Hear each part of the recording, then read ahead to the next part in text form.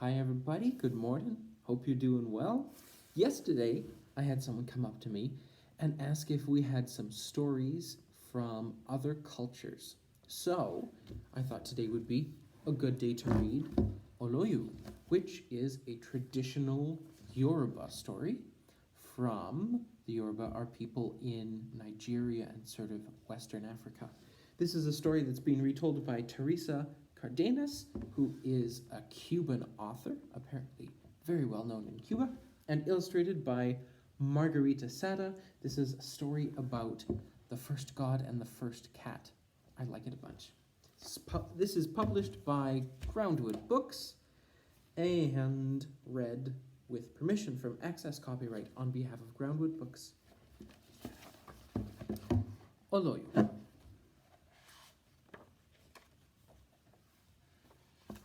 Oh, I also forgot to mention, it's in Spanish as well as English. So, if you read Spanish, you might be able to follow along in Spanish. Also, if you read Spanish, you can come get it from the library and read it in Spanish.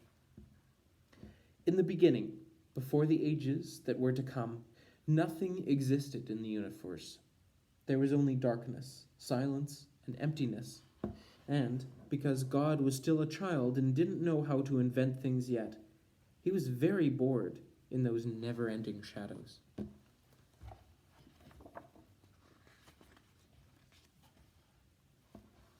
One day he got sick of being lonely and without knowing what he was doing, grabbed a cloud that was passing by and began to turn it around in his little hands.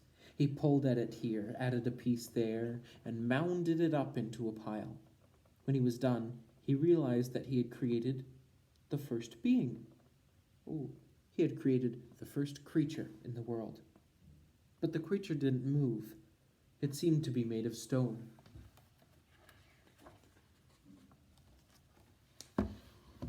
The godchild blew on it.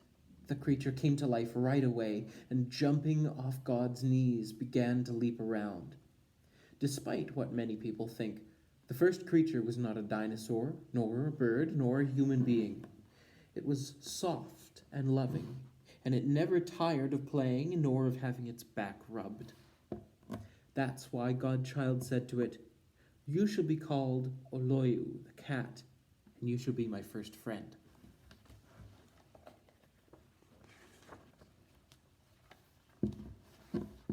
For a long time, they had fun together.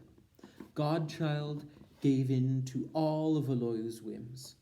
But sometimes the cat didn't answer his calls and ran off to play on faraway clouds, leaving him all alone. Then one day, when they were playing Jump into Nothing, Oloyou lost his balance. The first creature in the universe tumbled and fell into the unending darkness.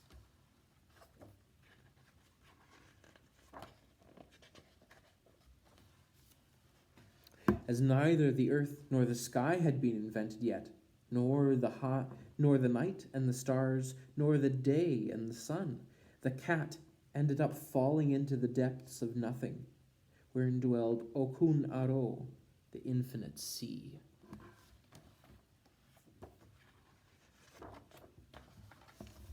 The ancient standoffish sea was very unhappy about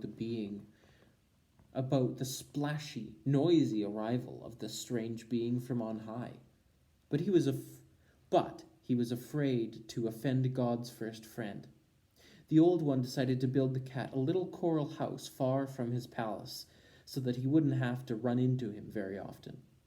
Oloyou stayed there a long time, for he hadn't the slightest idea how to return to the heights.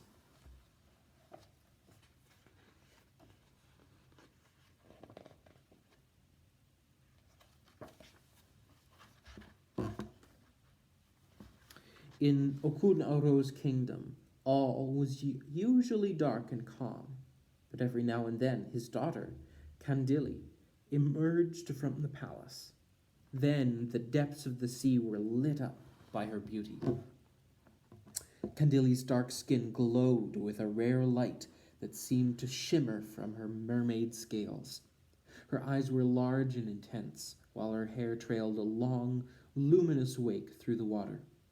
She moved as though in a dream, propelled by her handsome tail, which was studded with snails and starfish.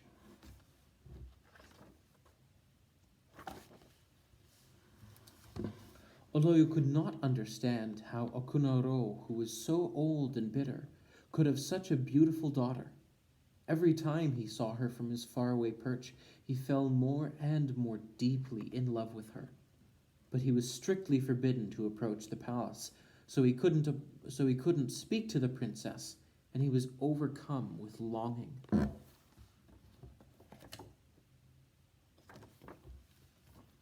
When the angry sea heard the cat's melancholy mewing, he surrounded his palace with poisonous seaweed and stirred up immense whirlpools of cold water and sand. "Don't come anywhere near here," he growled viciously. "I won't let my daughter speak to some miserable animal who spends his time jumping around from one giant coral reef to another, and who sleeps on the roof of his house."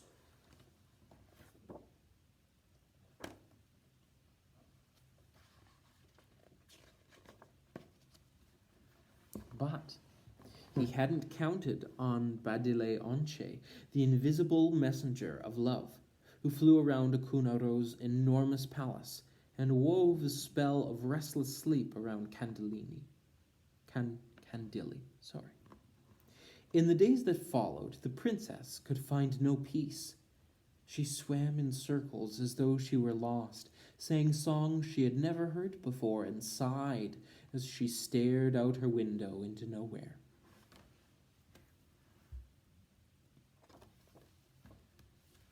Finally, one day, she made out a misty figure slowly coming towards her. Guessing that her destiny had arrived, the princess floated off her balcony until she met Oloyou. "We shall be together forever," she said, holding him tight. And the dark waters of Okunaro suddenly turned sky blue and warm.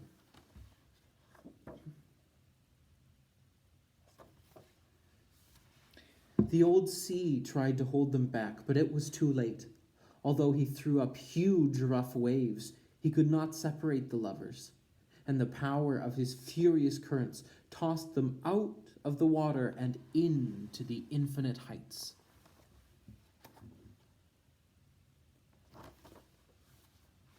In the air, Kandali grew huge, and her radiant darkness filled what would become Otenagao Eru, which means the night in the sky. Her hair opened in empty space and filled the firmament with brilliant stars.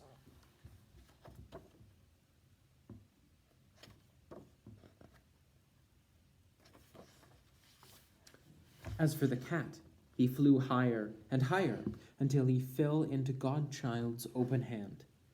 God, understanding his friend's great love for the beautiful mermaid, said to him, "From now on until the centuries, you, Oloyou, the cat, my first friend, will be the light that travels the universe." And blowing gently on the cat, he allowed him to fall into the immensity that Kandali had become. That is how the comet, which leaps through the night sky, came to be playful Oloyou. Oh, sorry, I read that wrong. That is how the comet, which leaps through the night sky, came to be. No one who sees it can deny that playful Oloyou, the first cat in the world, lives inside its brightness. There we go. A fun creation story. Thanks for reading with me. See everyone next week.